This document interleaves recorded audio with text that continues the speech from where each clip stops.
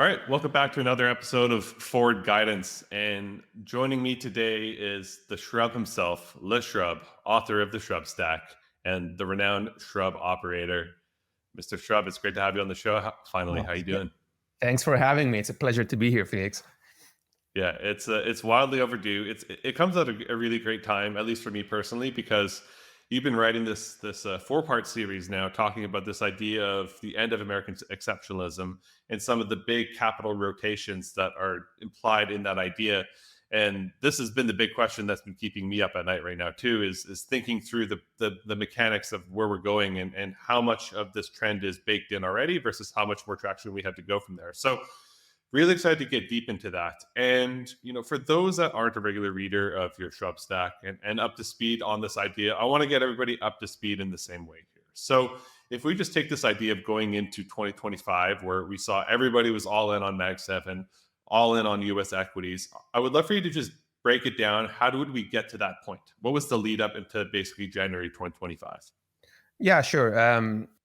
So basically, just to clarify, so I'm a trader, so I just see things from a trading perspective. So how we got here was a very long period of, I call it American exceptionalism, but I just branded that like that just to help my thinking in a way. And we'll get to how that changes. But in reality, like everyone in the world, I say that everyone and their grandmother is long US assets, including the US dollar.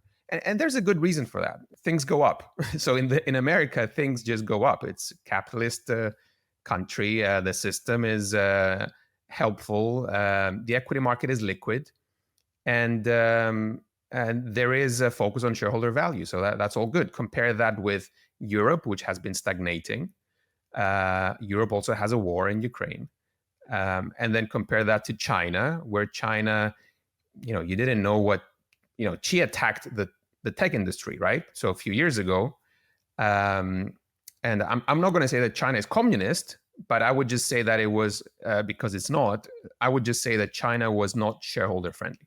So you have all that, and capital flow was flowing out of the rest of the world into the US all for the last few years. So just to give you a perspective of the quantum that we're talking about here, there was about $10 trillion that came out into the US since 2020. And that was a combination from Europe and Asia, but a lot of it was actually from Europe.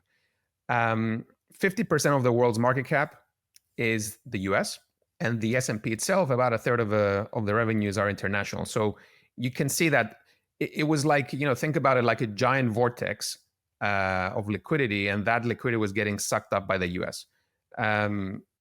And also, the war in Ukraine actually did trigger a big outflow in the EU that people don't appreciate that much.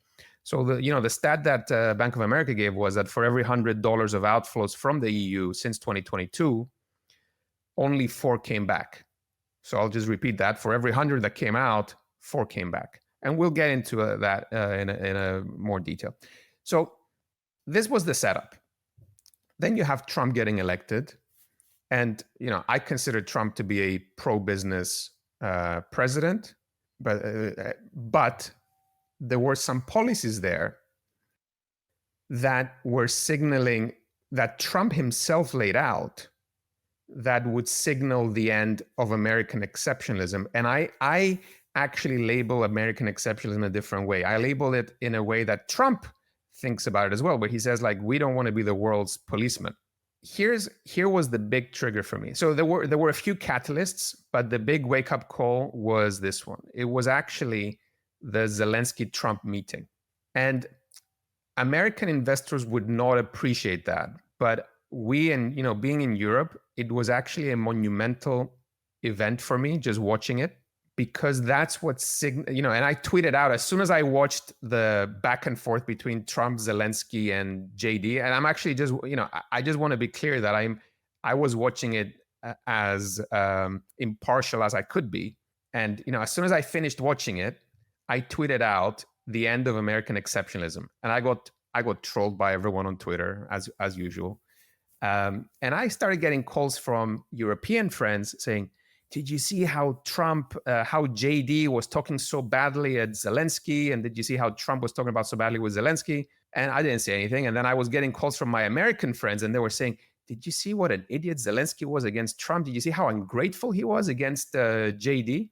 So, I just put it all together. And, I sat down to think about it and write about it. And it created a piece called The End of American Exceptionalism. And the American exceptionalism in this case was actually Trump saying to Zelensky and to the Europeans, guys, you have a mess and we don't want to deal with your mess, which is absolutely fine, right? There's nothing wrong with it. Like, if I was American, I would probably, just say, that's fine.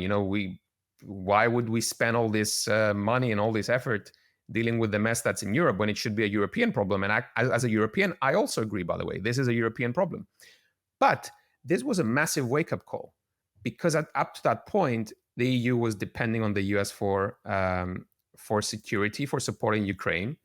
And when I wrote this thing that it could actually be a monumental event, people thought I was exaggerating.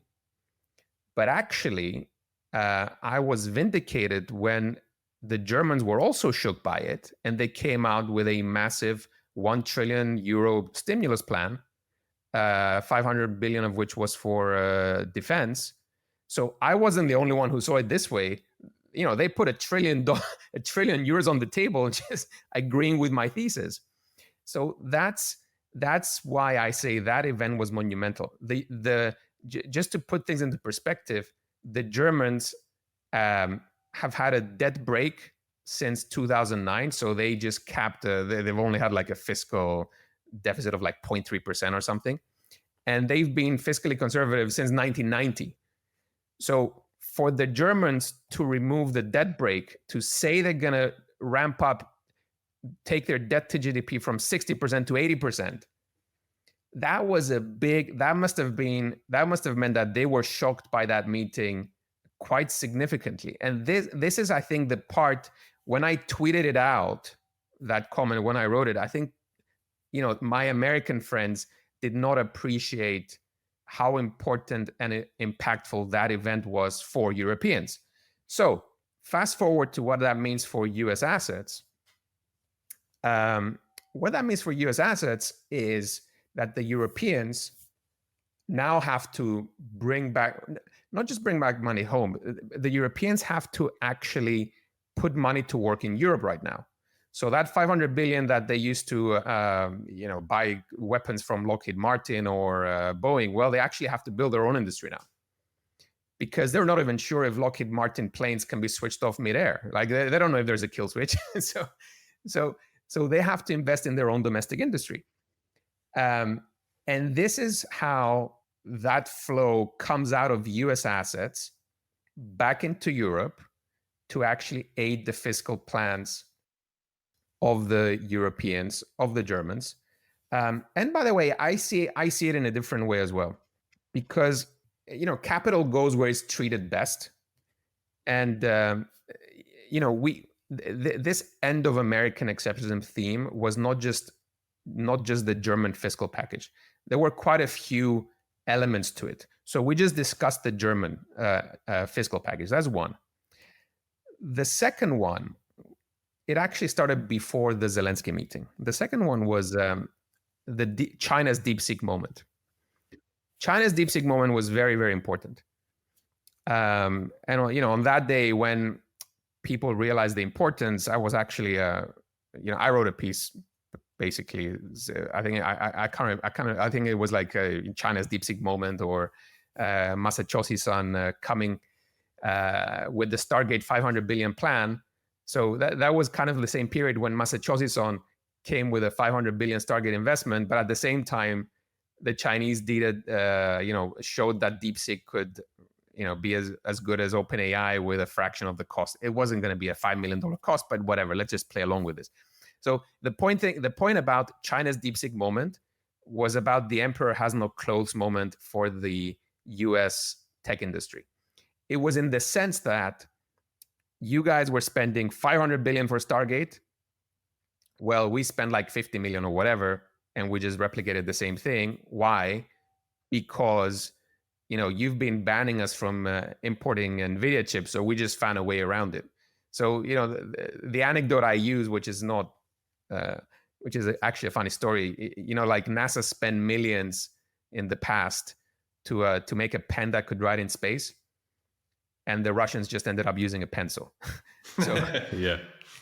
so that was the equivalent moment for me, where it was like, well, actually the Chinese did pretty well, and to me that was actually a signal to buy China. So China's DeepSeek moment was a signal to buy China, and then Zelensky's Trump meeting was a moment to buy Germany. So those were two very important events that algos or Wall Street wouldn't tell you, but this, if you just had an open mind, I think you could figure it out. So that's two things. The third thing that was a mark to the end of American exceptionalism, which again, people just misunderstand what I say, but I just want to say that it's just a theme that we're going with, not like just so my American friends feel better. America is still a better, better economy, better stock market, and it's always going to be exceptional. But let's just go along with it. So anyway, so the third thing was Trump's own policies were supportive of this theme. So his own policies were saying that there is no Trump put. So he spent like the last presidency talking about the stock market, and now he was barely mentioning it. And Besant also said, well, there is no Trump put. And he said then that there has to be a detox in the market. And that makes you wonder. It's like, well, hold on. These guys are now saying that there has to be a detox period in the market, and you're thinking, why is that? It's like, well, because the previous administration ramped up spending, took us to 7% deficit. This is not sustainable. We need to deal with it, which, by the way, I 100% agree. And I think, it's very commendable that Besant and President Trump are actually thinking about taking difficult decisions. Like, I really hope that they go through with the difficult decisions for the benefit, for the benefit of future generations, is actually doing the right thing. Having said that, though, difficult decisions are not bullish short term. So the way I think about it is, China went fiscal, Europe went fiscal, and US is going for a detox. So again, capital is going to go where it's going to be treated best, or where there is less uncertainty. So do you want me to invest in a country that's going to ramp up spending to 20% of its GDP? Do you want me to invest in a country that's having like technological breakthroughs, or do you want me to invest in a country whereby things are going to have to get repositioned in a way that we don't actually know how it's going to play out? So that's the whole argument. Now, add to that another element. The other element was the peak positioning in US assets that we talked about earlier, that basically everyone is long US assets, including US dollars. Hey everyone, this episode is sponsored by Ledger. For the past decade, Ledger has been the global leader in digital asset security, trusted to secure more than 20% of the world's crypto assets. Celebrating 10 years of innovation, Ledger is making digital ownership more secure and accessible with their latest products, Ledger Stacks and Ledger Flex. These wallets feature the world's first secure touchscreens, simplifying your digital transactions while ensuring uncompromising security through Ledger's secure chip and proprietary OS. Plus, with the Ledger Security Key app, you can say goodbye to traditional passwords and step up your digital protection. Your entire crypto experience got a whole lot easier. Ready to protect your assets? Choose the most trusted name in hardware wallets, Ledger, and take control of your digital security today at ledger.com. All right, back to the show. And double click on that a little bit, because I want to understand like what was driving that, because you look at the era from 2022 to 2024, it was every sell side shop was talking about potential recession. Nobody was looking at potential upside for US equities. Was that just this chasing dynamic that then led to the positioning that led to this structural narrative change that you're mentioning?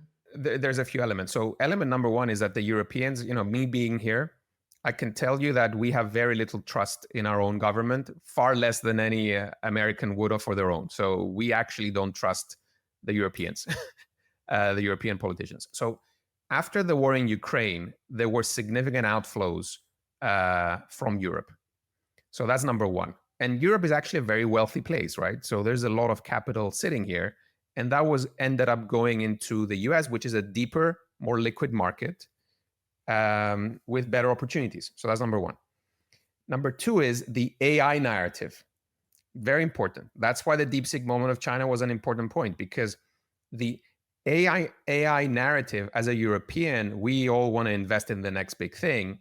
How do I invest in the next big thing? I mean, in Europe, I can only buy SAP, so I'm going to go naturally and end up in the Mac 7 and Nvidia. And then go to the other side of the world, go to China, and China was the same thing. I mean, China, whatever Asian capital was there, was frightened out of Xi's actions when he went against Jack Ma in 2020. So you have basically the US was the best house in the street. So that capital ended up just flowing. And I could see it from my own investments as well.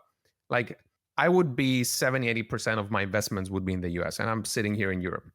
And then when I speak to family offices here or funds, it's the same thing. Like everyone would just gravitate to the US. I mean, look, I have friends who run Asian funds and they hold the Mac 7.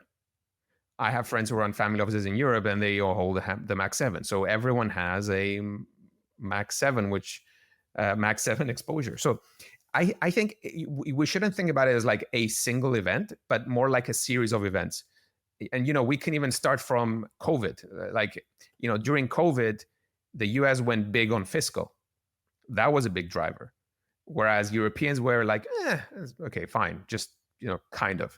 So, even that's actually where that was a very strong starting point. And then from COVID, the deficits in the US stayed very high. So German deficits were like at 2%. Even in COVID, it was like 5%. Whereas the US deficits were at like 15 and 7. So deficits are actually pretty bullish. Story. Yeah, but deficits are actually pretty bullish for the stock market because that money ends up in the economy. So that even that drives you. And that's why I think we should I like to think of it as an Uno reverse card. So, it's a great game and people should play it. So it's like in COVID times, up to now, the US was running high deficits and Germany was running tiny deficits. And that money that was created by the deficits was actually very bullish, the relative trade, US versus Europe. Well, actually now there's an Uno reverse card. Just based on what we're hearing from the administration, I'm not making things up. That's what they're telling me. They're telling me that they want to cut their deficit and their spending on the US side. And the Germans are telling you very clearly they want to increase the deficit from their side.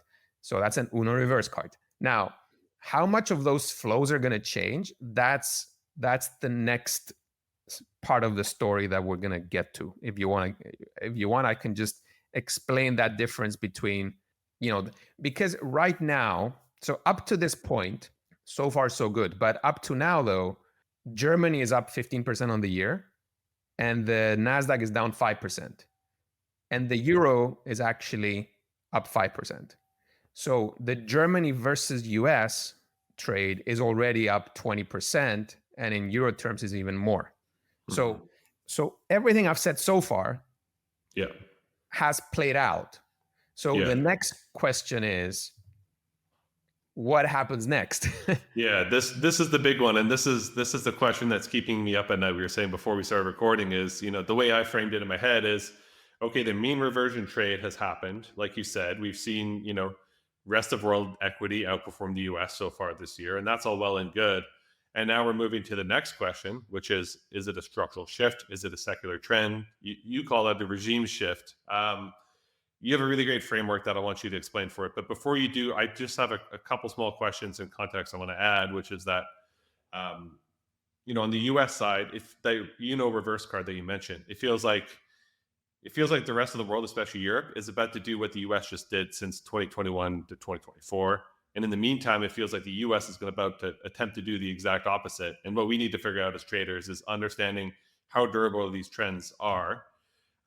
So I would love for you to, just really unpack that with the framework. And then also within that framework, I haven't seen much data on this, but obviously one of the big issues with this, cross-border flows right now, dynamic of Europe money coming into US is how much of it is currency hedged versus unhedged? Because there's this whole thing where, if you're down 15% on Mag 7, but you're European money and you didn't hedge your US dollar exposure, the euro has been rallying in the face of that. You have double the loss. Oh, absolutely. So Yeah, I'm curious. Like, have you seen much data on how much of that flow is unhedged? I've actually seen something from UBS, so I'll give them credit on that one. Let me tell you, the amount I've seen was that there's $14 trillion of unhedged US assets at risk.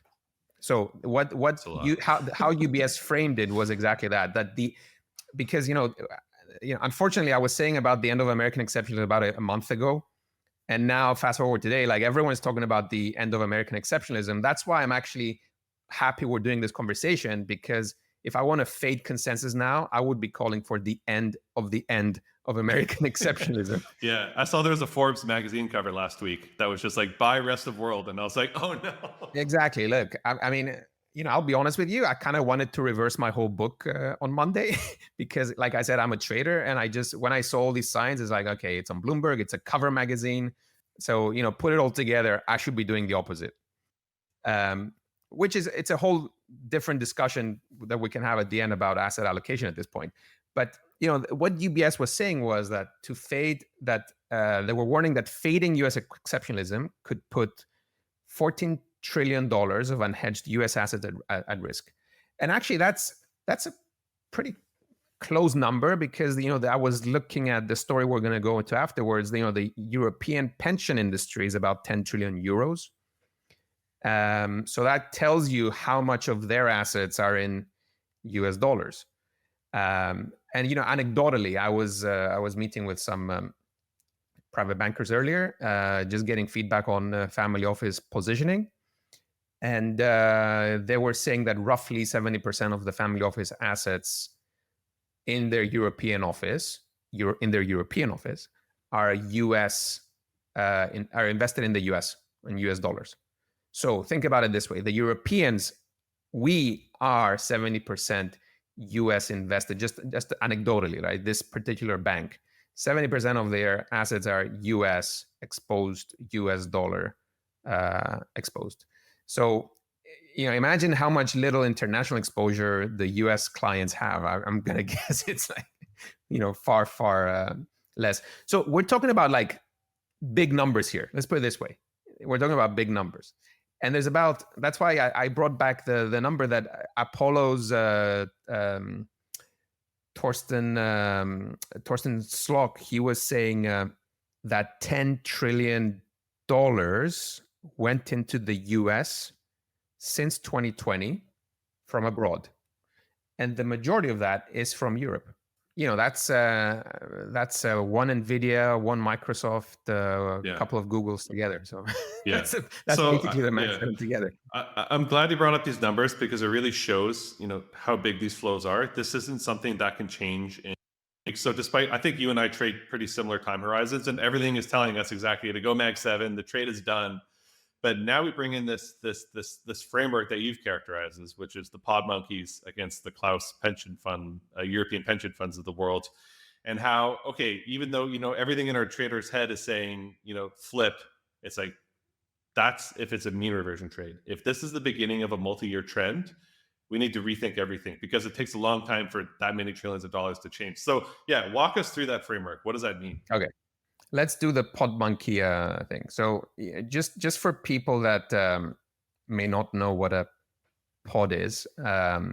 So pod shop is a multi-manager hedge fund, and they allocate money to dozens of individual portfolio managers that they call them pods. So it's like a supermarket, and they allocate money to different pods. And I just affectionately call them pod monkeys for the purpose of the story, and without meaning to offend anyone, because I used to be a pod monkey myself. So, and now I'm a shrub. So that's that. So basically, we're going to describe the story of the pod monkey versus Klaus. So let's start with the pod monkey. So the pod monkey, he's 35 years old. He runs $1 billion in a hedge fund supermarket, and he positioned his portfolio coming into the year just like every year, like this. He was long the Mag 7, he's long US dollars, he's long American exceptionalism, he's short Europe, he's short China, and he's short energy, because you always have to be short energy. It never works. So that's a typical momentum portfolio coming into 25.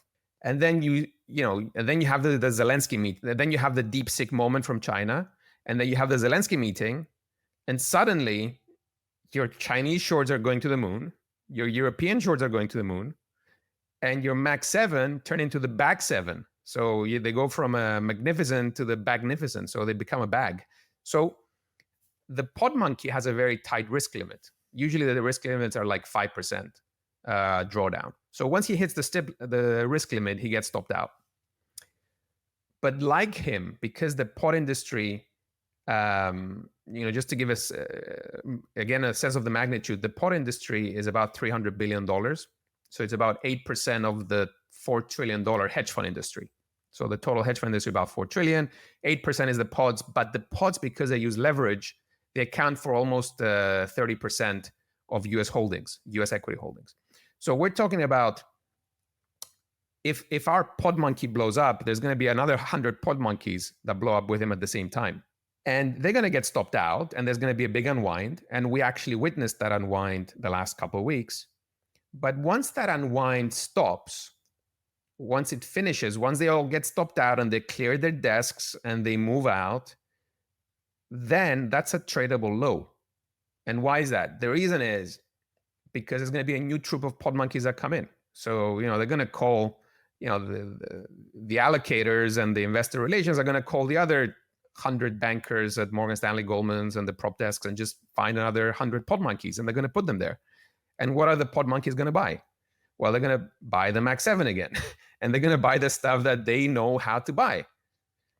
Because, it's, I mean, like I said, I used to be a pod monkey, so there is a very specific profile that we're talking about here. So, they're all trained the same way. They're all thinking the same way. They're all kind of like, they're probably all hanging out in the same area as well. So, they're talking about how cheap Google is versus Meta.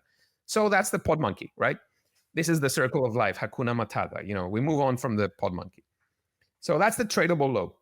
And we probably saw it like this week or last week or Friday.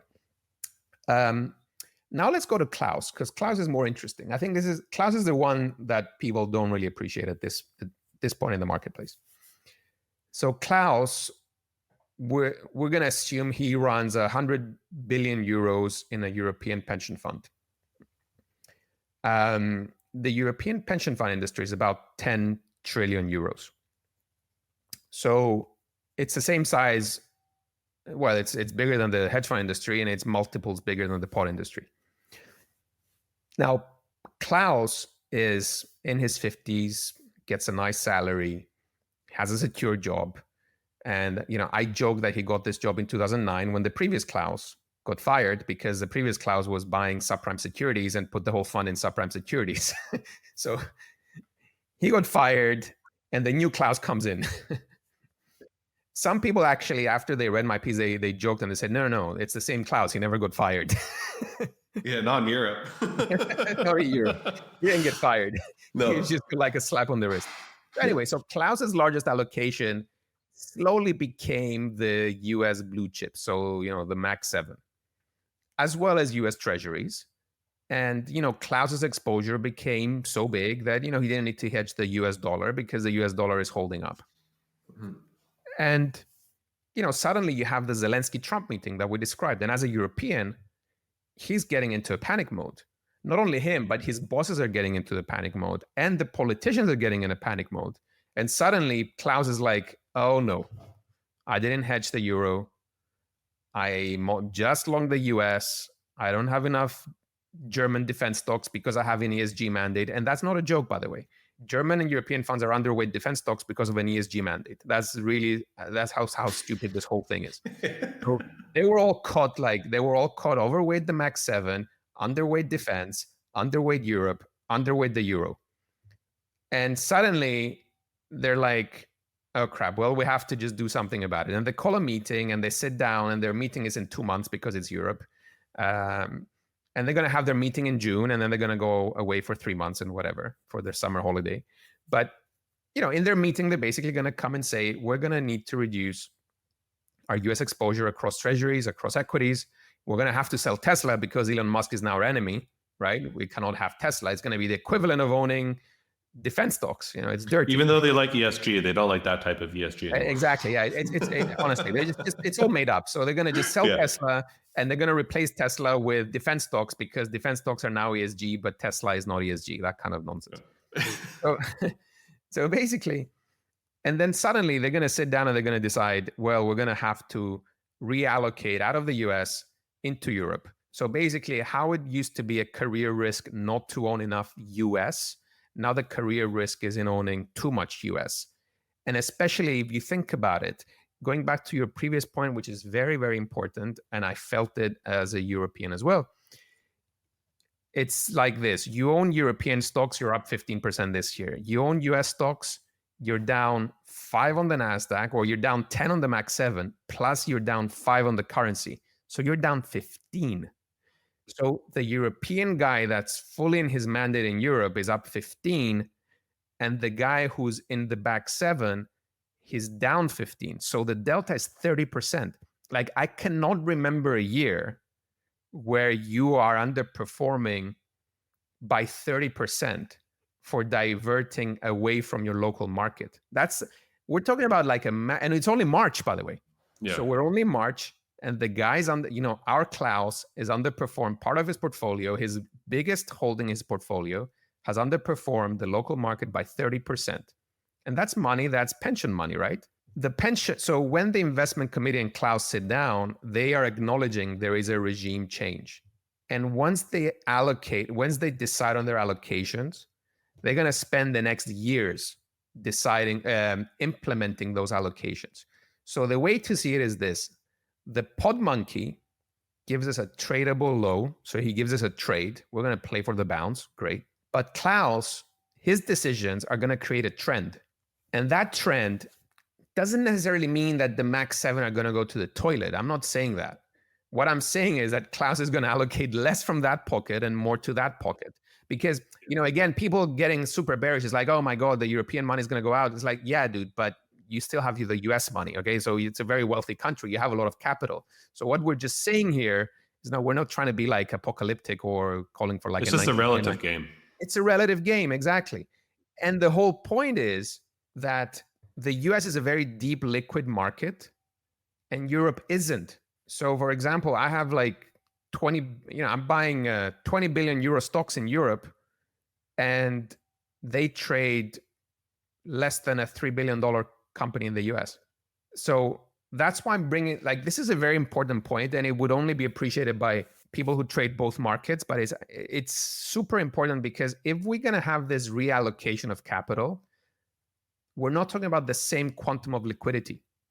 So you and I, we can shift quickly. I mean, I can just sell my whole US and go back to Europe. It's great. But if you're Klaus can't do it. Klaus needs a year. Hey everyone, this episode is sponsored by Ledger. For the past decade, Ledger has been the global leader in digital asset security, trusted to secure more than 20% of the world's crypto assets. Celebrating 10 years of innovation, Ledger is making digital ownership more secure and accessible with their latest products, Ledger Stacks and Ledger Flex. These wallets feature the world's first secure touchscreens, simplifying your digital transactions while ensuring uncompromising security through Ledger's secure chip and proprietary OS. Plus, with the Ledger Security Key app, you can say goodbye to traditional passwords and step up your digital protection. Your entire crypto experience got a whole lot easier. Ready to protect your assets? Choose the most trusted name in hardware wallets, Ledger, and take control of your digital security today at ledger.com. All right, back to the show. So my big, when I think about the downside risk of this, because I am generally speaking a believer in riding the Klaus wave for the next couple of years. But I think about, okay, if it's going to take him a year to begin allocating, at the same time that the pot-shot monkeys are long in MAX 7 right now, we're seeing that, U.S. equities are outperforming the rest of the world for the first time in a couple months. What if by the time that Klaus gets, the blessing from the investment committee to start to do this, we live in a complete, the world is changing so fast right now. What if by the time that happens, the card, the reverse card gets reversed again? How do you think about that potential risk? Oh, dude, that's why I love this market. I love this market because I'm not a pod monkey anymore, and I can be flexible. So, and the way I'm positioning about this, I'm going to just skip. I'm going to just say now how I'm positioned about this, because how I'm positioned about this is my portfolio. I've been investing for 20 plus years, my portfolio is the most international it's been, geographically diverse it's been ever. So I have both US exposure, both emerging market exposure, China exposure, and Europe exposure, which, by the way, as a European, I'll be honest, I hate having European exposure. I really don't like it. Yeah. But I took some, what I consider to be asymmetric positions in Europe. So the way I do it is, instead of saying I'm going to go all in to that side or all in to the other side, I'm actually just telling myself, you know what? My hedge is going to be being more diversified geographically. And that's my hedge. And I think this is how Klaus is going to end up in the end. But I think where we are right now is that Klaus is so overweight the US that he has to bring himself to a more balanced approach as well. So he's going to be in the same way that I'm thinking right now. He's going to be like, I don't want to, even if things change, I should still bring myself to a position that's more balanced with Europe. And I think the one thing that will give Klaus the comfort is there's two things. So let's do the US. So the US is actually the most flexible one. It's the most volatile one because Trump can do a deal on the trade war, right? He can do it tomorrow, or he can do a security deal in Ukraine. That's again very easy. You can say though that the cat is out of the bag, and the Germans will still want to implement their own defense plans. Fine, okay, that's part of the equation. But then on the other side, I think Klaus will want to rebalance his portfolio to something more equal weight, and that's going to take him enough time that he's going to keep going. And the thing that will keep him going is Germany's fiscal plans. Because even though Trump is volatile and can change, I don't know if you've met many Germans, but they're not as flexible. Once they took that decision, once they took that decision, that like I said, it's the first time they're spending since 1990 and removing the debt brake since 2009. Once the Germans took that decision, they're going to spend. They said they're going to spend, and the Germans will not change their plans. So however, I do want to ask, because when I shop around this idea of Europe, they say, I can't get excited about Europe until the ESG woke stuff gets out of the way. And we've seen this in that debate for the $500 billion investment, where the German Green Party has been starting to get in the way. So yeah, how do you think about actually getting that policy through? Because I don't think it's passed yet, has it? Yeah, it's passed on the parliaments. So it's passed on both parliaments now, so it's all good. But they still don't have a coalition. So the coalition is a different story. But look, the problem with Europe is, and that's why, I'll just say this again because I think it's important. I never bet against the US. Like what I'm saying about the end of American exceptionalism, I'm actually long the US, and I don't want to bet against the US. And especially, I think what's extremely stupid is actually to say that the US is going to collapse and Europe is going to thrive. That's impossible. Like if the US collapses, Europe is going to collapse 3 times worse. So it's a question of being more balanced. That's how I see it. And it's for that reason what you said. I mean, look, the Europeans, they like to self-harm. So this ESG is, like I said, they have an ESG mandate that didn't allow them to invest in defense companies, and that's the best performing sector. Just for reference, so the Germans passed a 500 billion infrastructure package, and the Greens, in order to approve the package, they wanted something, and they got 100 billion for green stuff, green energy and green stuff, which is, it's a complete nonsense. So basically, the Germans are going to just piss away 100 billion on that nonsense, which they, for a country that shut down nuclear, by the way, they do like to do some silly things once in a while. But having said that, it is still an amazing country that, just look at their past history. They are amazing engineers, and they're very persistent. So I wouldn't bet against the US as a country and as a nation. I wouldn't bet against the Germans for their, engineering skills and their commitment to their target. So what if they spend 100 billion in green energy? They're going to spend another 900 billion other stuff. Mm-hmm. And they're probably going to do okay out of it. What I would be more concerned about is how the periphery if the periphery is going to benefit alongside Germany, because Italy is very indebted. Is Italy going to benefit? I mean, Italy has actually a pretty good defense industry as well. So is Italy going to benefit? Is that money going to flow into other parts, like Spain, for example? So, and how is Ukraine going to play out? Because I think, one of my key thesis for this year was actually that I've been saying it for the last couple of months. I think that the Ukraine ceasefire will happen. So when that happens, it's actually a very, very bullish thing for Europe. But if it doesn't happen, then it's still a drag. I mean, the Ukraine war has been a significant drag in for Europe. So when we see that happen, I think you're going to have another big benefit and fiscal boost in the whole region. Yeah, I mean that's always the tough thing is when you discuss Europe, it's this convoluted situation where we have a common currency and then individual debt markets, and it brings up the question of how does this get funded, and how do you think like Christine Lagarde is thinking about this whole change? Oh, we were having such a nice time until you mentioned Christine Lagarde. Yeah, sounds about right. And this is why all that money left Europe and went to the US all these years. That's exactly right, because it's Ursula Lagarde, all these people. They have, like, I don't even know if they mean well. It's just their policies are a bit messy. They're a bit late. So just a simple example. So we've had a war in Europe. Literally, Ukraine is the biggest country in Europe, biggest population, biggest country, biggest army. We've had a war there for 3 years. When did Europe decide to wake up? When Trump got elected. Now, is Trump the bad guy? No, he's not the bad guy. Putin was the bad guy. So why did you decide to act now that Trump got elected? It's insanity. So, these people are always too late and always, they're just behind. They're just behind where behind the schedule in a way. So right now,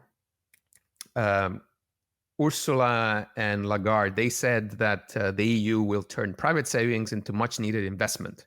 When I saw that, I freaked out because, I'm from Cyprus, and, we had our deposits haircutted about 10 years ago. So I don't really trust the EU when they talk about turning private savings into investment. But having said that, I'm going to give them the benefit of the doubt. So that's going to come out. Apparently, they're working on a policy to encourage Klaus to come back home. So if that investment policy and incentives work, then Klaus will speed up his repatriation of capital and get us to invest more and bring our own capital home. But, I reserve judgment until I see it. But, to your earliest point, I think it's very important to reiterate it. The US is a clean market. It's a capitalist market. It's one single economy. You just have Trump, Besant, the Fed. That's it. We have to deal with, Macron and Meloni and Lagarde and Ursula, whose name I always forget. I mean, she's the president of the EU. I always forget her name. I don't even know what she does, right? So, and we used to have the UK, which was a serious country, and they left the EU, and now they're by themselves, and they became an unserious country. I mean, the UK is looking more like an emerging market nowadays. It's a mess, and that's why we shouldn't be calling for the end of the US and the blossoming of Europe. It's like no, not at all. All that's happening is the US is going to be fine. Whatever happens, the US will be fine.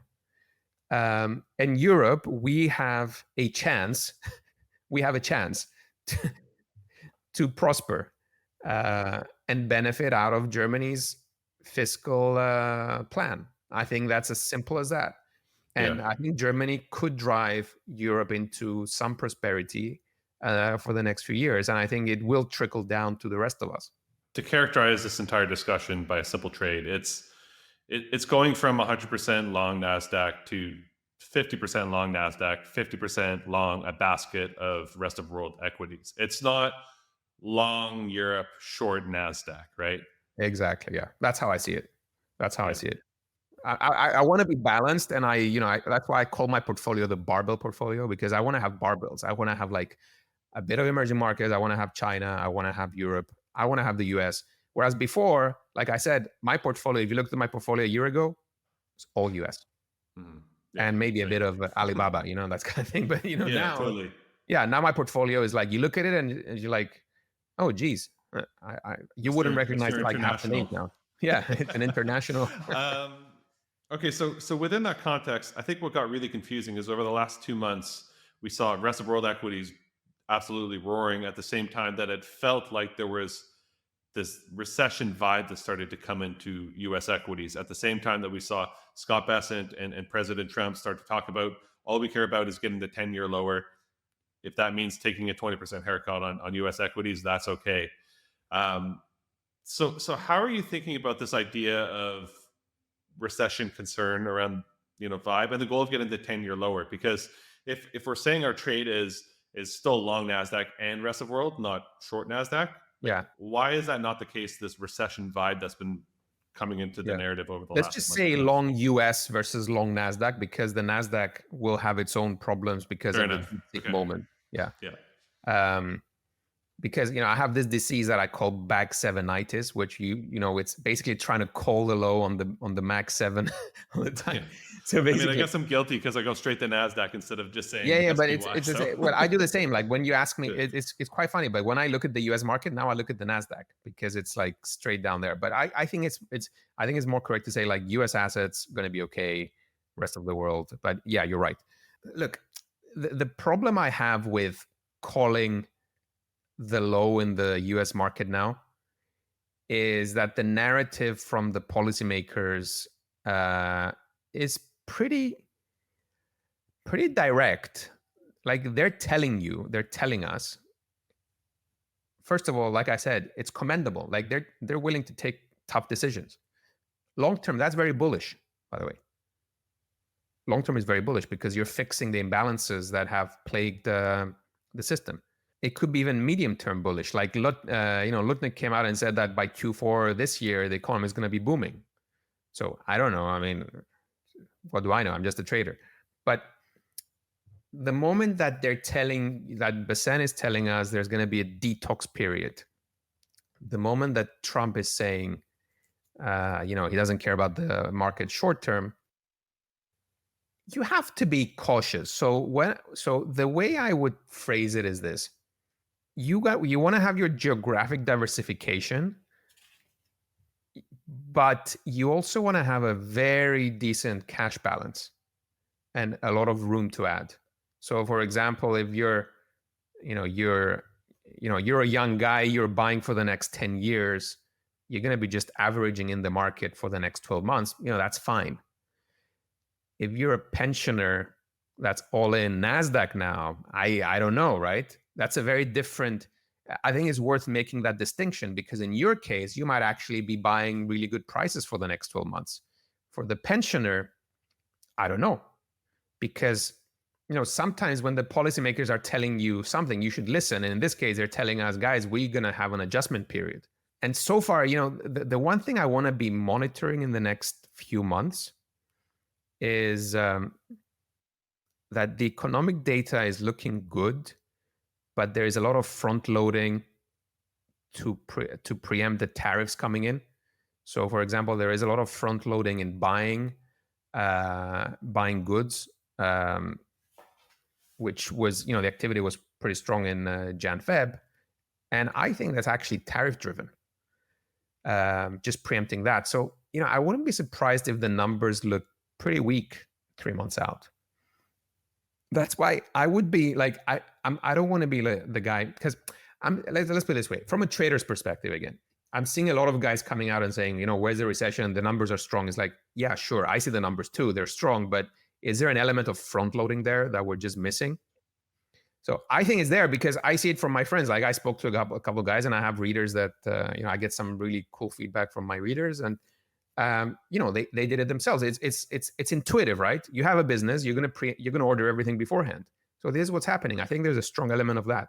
Now, when that happens, that means that there's not gonna be much buying 3 months out. So things will slow down 3 to 6 months out. But the reason why this market is a trader's market is because things can change on a whim and on a headline. And that's why I don't like being all in on a view in this market where I can be shaken by a headline. And that's why I just love my barbell portfolio, where I just sit back and I'm actually quite chilled. Like I sleep well having that approach right now. Whereas the other way, the other alternative, if I was all in my US portfolio like last year, I would be already this year, I would be suffering as a European, because not only would I be down 5% on my NASDAQ, I'd be down 5% on my euros, on my currency. So, I mean, this would actually impact my life, right? so, Mhm. so this is something that I have to manage accordingly. And, FX is not something that people spend too much time on, but it's something that I did put a lot of thinking in at the beginning of the year, thankfully. Mhm. Yeah, I did want to also, we've had a pretty equity heavy conversation, but I do want to hear a bit about how you're thinking about bonds because there's this idea that they want to lower the 10-year rate, but at the same vein, we've seen every other country, German bond yields being the poster child right now, where they've been soaring, and obviously that leads to cascading of second order effects on U.S. bond yields. So if you think about the trade off that they just did, we got a 10% correction in equities to get a 50 bips rally in the 10-year. That seems like a pretty shitty trade. So, Yeah. like, Yeah. where do they go from here in terms of bonds? Yeah, exactly. Look, the way I see it is this. So, I have this meme of Besant saying, I'm going to burn your equities so you can buy my bonds. Yeah, I love so, it. yeah, so that's the meme. And then I think, even if we joke that was the purpose, that was the target, suddenly you have the Germans going fiscal and the Chinese going fiscal. And obviously, when the Germans are going fiscal for a tune of $1 trillion, well, that actually pushes the bond yields up. So that kind of derails Besant's plans, because what Besant is doing is deflationary and what the Germans are doing is inflationary and stimulative. So, Besant's trying to bring the yields down. The Germans brought the yields up, and actually the Chinese are doing the same. They're bringing the yields up. So that kind of derailed his plans. And I came in the year long bonds, by the way. And then when I saw the German plan, I sold half my exposure. I still have like a very small call option on it, but I actually sold most of it, even though I think the US will slow down, which is bond positive, which is bond bullish. I think the global forces will probably keep yields more elevated than they would be otherwise. And the other thing that I'm going to bring up on this is I keep bringing this quote up, which was very, very important. J.D. Vance, he was in an interview in September 24, and he said, I really worry about, do the bond markets, do they try to take down the Trump presidency by spiking bond rates? So this was before the outcome of the election, but even before the election, because J.D. Vance, I mean, J.D., he's financially savvy, smart guy. He's like, will the bond market be the one to take down the Trump presidency? So he knows that that's a risk to the presidency, to the economy and the presidency. So they are aware of this, and that's why a lot of these actions are targeting the bond market versus the equity market. Now, people are always say, like, the new narrative is that they don't care about the equity market. I actually think that they do care, but they also realize that they have to take care of the bond market first for the equity market to work. Because at the end of the day, it's a very pro-business presidency. So, but I think they do realize they have to get the bond market. But the plans of the Germans and the Chinese have disrupted that a bit. I'm going to just say one thing on this, though, that I think a Ukraine ceasefire would actually help bond yields. And that was part of the reason why I was long bonds as well, that I think a ceasefire in Ukraine will unblock certain supply chains, bring down energy costs, and that would be more positive for bonds. And already we're seeing some signs. Just today, the Ukrainians and the Russians, they agreed not to bomb each other's energy infrastructure, and there's going to be some partial ceasefire in the Black Sea. So, already there's some green shoots there. So I would not be bearish bonds. I would just right now I'm just like not as bullish as I would like to be. Let's put it this way. Yeah, it feels like there's a lot of tail risk. Something, just to wrap up here, something I don't see a lot of people talk about is in the midst of this tariff war that is ongoing, the US is going against some of the largest holders of sovereign debt. So I'm Canadian, and we saw this headline pass by that we're, I think, the fourth largest holder. We have $400 billion of treasuries, basically. So it's like, if bringing this whole art of the deal thing, when you know where your leverage is, that Trump loves to do, and you know how to press it, if they threaten to sell $400 billion of US bonds, like, that is going to destroy their goal of a lower 10-year yield. Well, exactly. I think it goes back to Klaus as well, because Klaus, he's loaded up on the Max 7, but he's also loaded up on US Treasuries. I mean, I didn't realize that Canada was like the fourth largest, but It might be seventh, fourth or okay. seventh, but I know it's Yeah. $400 billion. I do know that. Yeah, I mean it's a big number. Yeah. So the Europeans are up there as well. The Japanese are up there. The Chinese are up there. So basically, that's why it's a tough one. Like, if we still have trade wars, there's even an argument that we could end up having capital wars. See, that's another topic that we can spend 2 hours talking about, because if the trade war escalates, you can see a scenario where there's a capital war and the Canadians dump the treasuries and the Europeans dump the treasuries, and Besant's plan for lower bond yields just implodes. And you can even go one step further. There was an executive order by the White House that mentioned the Chinese V structures, for example, which the V structure is a variable in. So the Chinese V structures, it's like Alibaba is listing in the US using a V structure. So that one, for example, if that comes again into a discussion, let me just actually read what they were saying on this one. In the executive order, they said they're going to review the variable interest entity and subsidiary structures used by foreign adversary companies to trade on US exchanges, which limit the ownership rights and protections for US investors, as well as allegations of fraudulent behavior by these companies. So this was mentioned as an executive order that was called America First Investment Policy. So, we can see how the trade war can escalate into a capital war if the US says, well, why are we letting our US capital markets, why are we opening them up to the Chinese? Why are we letting them tap our depth and liquidity and pension money? So, the fact that the V structure was singled out is actually, quite concerning and quite telling. And we should be prepared. That's why I think having the geographical diversification is very important.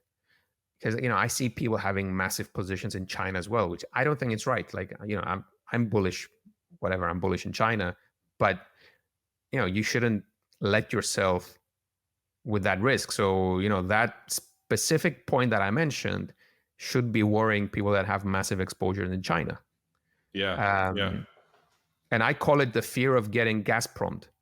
So the fear of getting Gazprom, abbreviation is FOG, is basically the guys that were long Gazprom in 2022, they ended up losing everything. So the fear of getting Gazprom actually prevents me from being very overweight Chinese stocks outright. Because I don't want to have that. I don't even want to think about it. Yeah. Okay, so just to round out our conversation here, but the main takeaways are have effective international diversification. We just went through a couple very wide tail risk outcomes that just paint this picture that the distribution is very fat tailed right now. So is it just international diversification and have some dry powder, lower your position sizes, basically? Yeah, 100%. I think my position sizes are smallest they've been overall. Geographically, I'm the most diversified I've ever been. My cash balances are above normal, significantly above normal, and my currency exposure is also diversified, which is something new for me, because I was a bit of a Klaus as well last year. I was all US dollars, and now I'm not. So put it all together, and you basically want I mean, it's a cliche, but it's a marathon, not a sprint, and it's the kind of environment that can cost you a lot if you're not careful and diversified. Well said, my man. Well, yeah, thank you again for joining the show. That was really great. Got to think through some questions that have been keeping me up at night. Where can folks go to read about your research and everything you do? Yeah, I'm on www.shrubstack.com. So it's shrubstack.com, which is on Substack. And on Twitter, I'm Le Shrub, where I just post occasionally. Beautiful. All right. Well, yeah, thanks again for joining the show. I really enjoyed that. Thank you so much for having me. I had a great time.